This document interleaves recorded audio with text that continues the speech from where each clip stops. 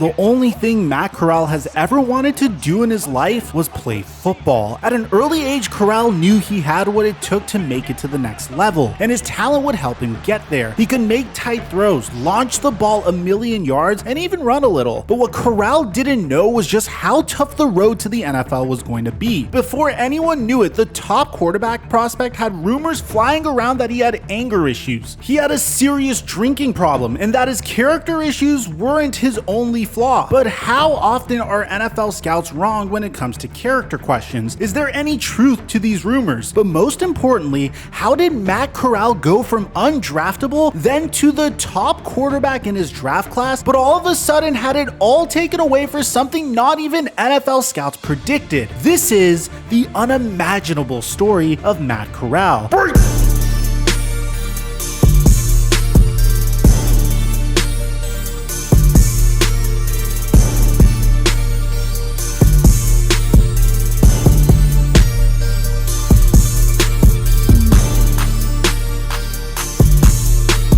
As a son of a former U.S. Marine, solid leadership skills were instilled in Matt Corral at a very young age. Those leadership skills would help him at the middle school he attended, which had prestigious football camps at the University of Southern California, just an hour and a half away from his home. Corral, who was not from a family with a lot of money, caught the eyes of coaches at a high school called Oaks Christian, a private school that has a tuition bill upwards of $30,000 per year. Before long, his quarterbacking skills had not only garnered USC's attention, but also the nation's, which put him in the top 5 of junior quarterbacks in the country. The Oaks is one of the most prestigious high schools in the entire state of California, where professional athletes and Hollywood parents send their sometimes very spoiled children. Corral was making the sports headlines, but after his junior season, his name was not just in the local paper, but also plastered on TMZ after he got into a physical altercation with a fellow Oaks athlete, a golfer who also happened to be Wayne Gretzky's son during a basketball game. Within a few days, he transferred to another high school and tweeted that the Oaks school was biased towards money. He enrolled 60 miles away from home to attend high school and play football for Long Beach Poly. They can sit back with mommy and daddy's money, and that's that, Corral said of Oaks Christian. By the way they treated me and the way they came off toward me, it rubbed me off the wrong way. Long Beach Poly was a national power school where the quarterback didn't miss a step. He made a lot of friends and he won as well, throwing for nearly 2,500 passing yards with 29 touchdowns and just 7 interceptions. One opposing coach said this about facing Corral in a high school playoff game. It didn't matter where he was. Matt Corral could make things happen. During the game, he scares the hell out of you. He's so athletic. He's a physical kid, he can run, and he's got a cannon. Corral, who had been committed to USC since February 5th, 2016 due to the run-in at Oaks, decommitted, but it was also rumored that USC pulled his offer as many donors tied to the Oaks were also tied closely to USC. So that summer, a top prep quarterback was on the hunt for a new university, and by July, he had a new commitment to the University of Florida. Yet within a few months of committing to Florida, Corral caught wind that Florida was still recruiting quarterbacks such as Justin Fields. Thus, Corral did a final flip to Ole Miss, officially signing his letter on the first possible day he could do so. Corral finished his high school career with over 10,000 yards and 103 touchdowns to only 22 interceptions. But paired with a very excellent stat line also came questions about the quarterback's character and if anger issues would cause problems for him at the next level. The thing was, although Corral gravitated towards troublemakers, he was never actually in trouble himself. Catching a lot of Corral's senior season touchdowns was his favorite receiver, Jalen Hall, a 4-star prospect who had inked his name to a top school, the University of Oregon. Sadly, Hall never made it to fall camp. He was arrested back in Long Beach in connection with a home invasion, burglary, and kidnapping that would net him life in prison. Corral, though, considered Hall one of his best friends. Corral didn't have to stay in touch with his former receiver as his own college career was beginning to blossom. Besides, there was no point in having him in his life anymore. But he did check on his former receiver and friend and would regularly try to give him encouragement. Jalen Hall said this about Corral's frequent phone calls to him while he was in jail. "It showed me a lot about his character, who he is, and the love we have for each other. We talk about random stuff. How are you feeling? The type of things we wanted to do when I came home." Corral's insane production in high school is what landed him in Ole Miss. However, his connection to his former wide receiver, who's currently in prison, raised some character questions. However, friends and everyone else, except for maybe Wayne Gretzky's son, had great things to say about him. At 6'2" and 196 pounds, the two-time Army All-American and Elite 11 QB had given the Ole Miss Rebels their top recruit in years. Yet early in his college days, although he was on his way to becoming the big man on a beautiful southern campus, he wasn't happy. Corral dealt with depression, and one of the main things that had bothered him was that he committed to 3 different schools and had finally settled on a team that wasn't a contender. Wherever Corral went, the media had scrutinized and slandered him about his high school days, and they made sure he would never forget about it. Even one of the top insiders that is beloved by NFL fans is guilty of doing this, but we'll get to that later. Knowing how ruthless the media could be inferred that they succeeded in making Corral feel worse and worse every time they brought up his character. Former NFL quarterback Trent Dilfer, who was his coach at the Elite 11 camp, said this about Corral: "There really isn't that much off the field stuff, but what he went through was how in today's world, social media and recruiting being such a big story that things get blown out of proportion and you become villainized many times as a young kid." Dilfer said that he had to deal with that. There were a lot of things that were unfair about that situation, and it is not right for a young kid to go through the things that were said about him.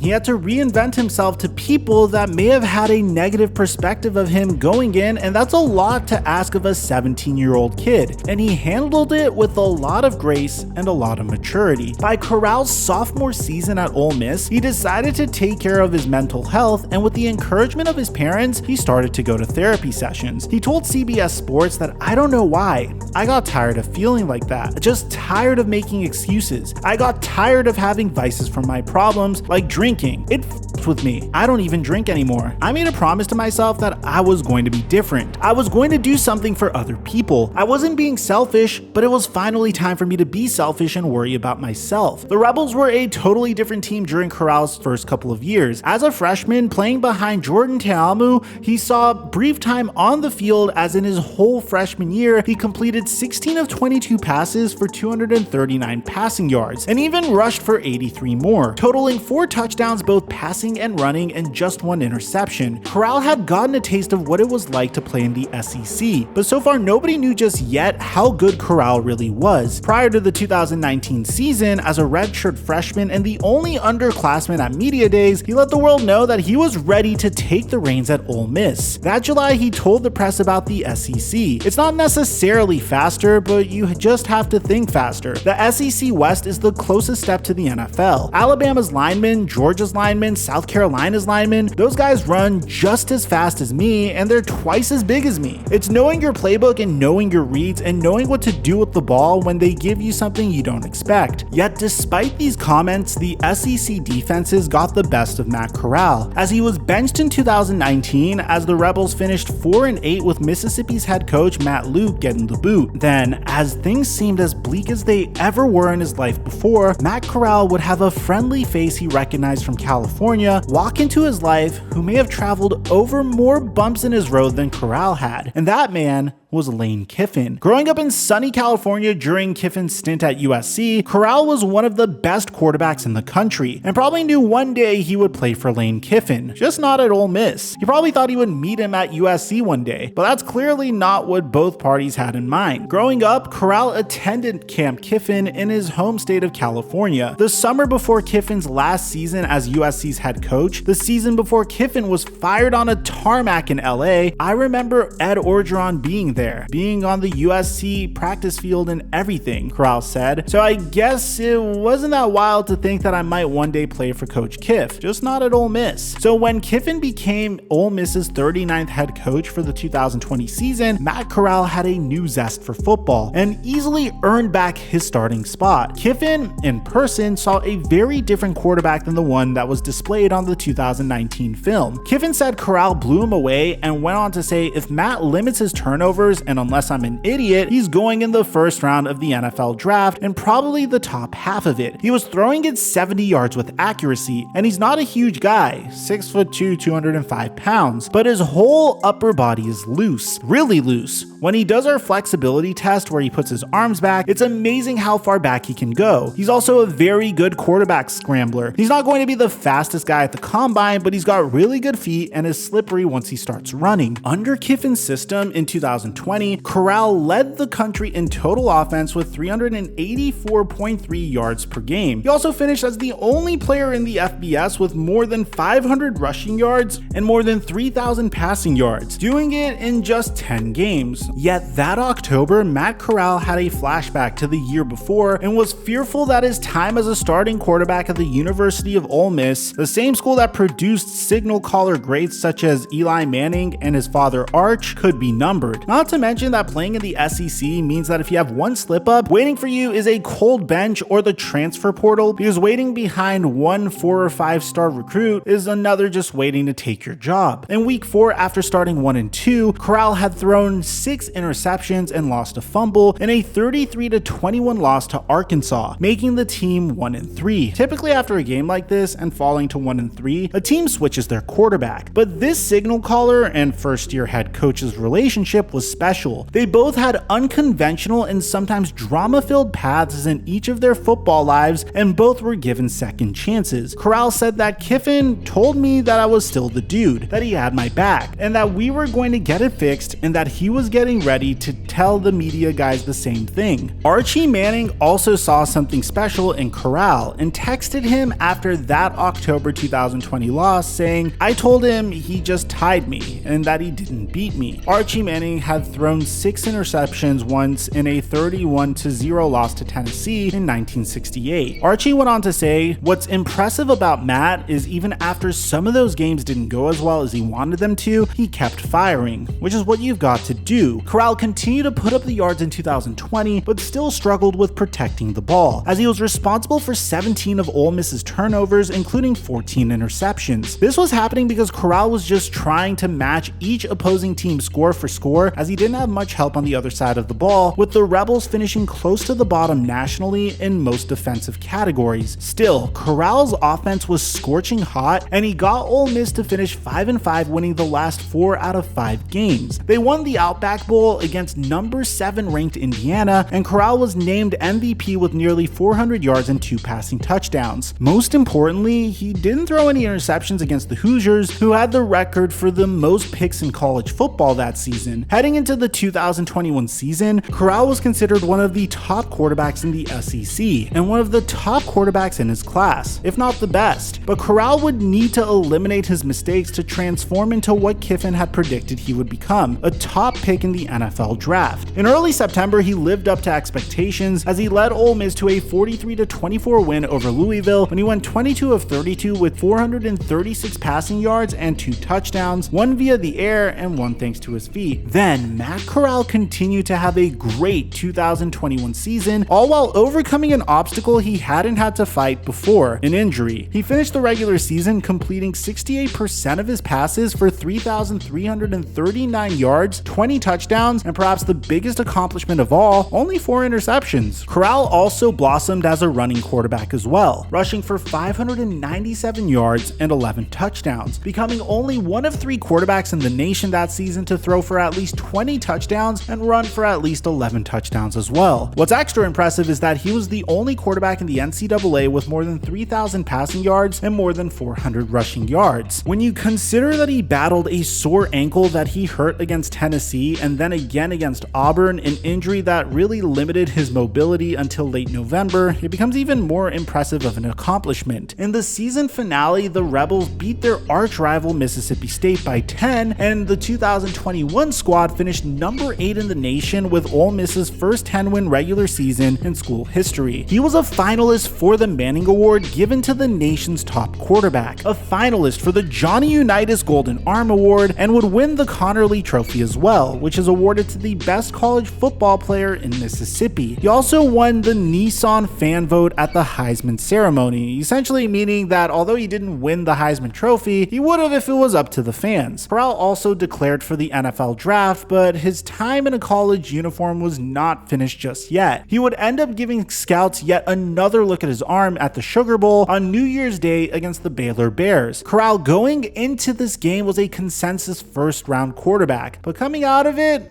well, not so much. He had the best arm in the draft, could make the most throws in the draft, and most importantly, carried himself not just like a quarterback, but as a leader as well. In that fateful Sugar Bowl against Baylor, Matt Corral would end up being driven off the field as he was injured with a right ankle sprain. The news didn't just shock college football fans, but NFL fans as well. One of the best quarterbacks in the entire draft, maybe the best, just rolled his right ankle in front of millions of people. Corral would be ready in time for the next football season, but it didn't matter. Corral would end up missing the combine, his pro day, and most importantly, any scheduled workouts that he had with NFL teams. With this injury, like a kid on a water slide, Matt Corral slid down draft boards, and in the 2021 NFL draft, he was taken 94th overall in the 3rd round by the Carolina Panthers. For most quarterbacks, an injury in your final collegiate game would make you undraftable, but not for Matt Corral. He organized 5:30 a.m. practices for his quarterback group well before the regular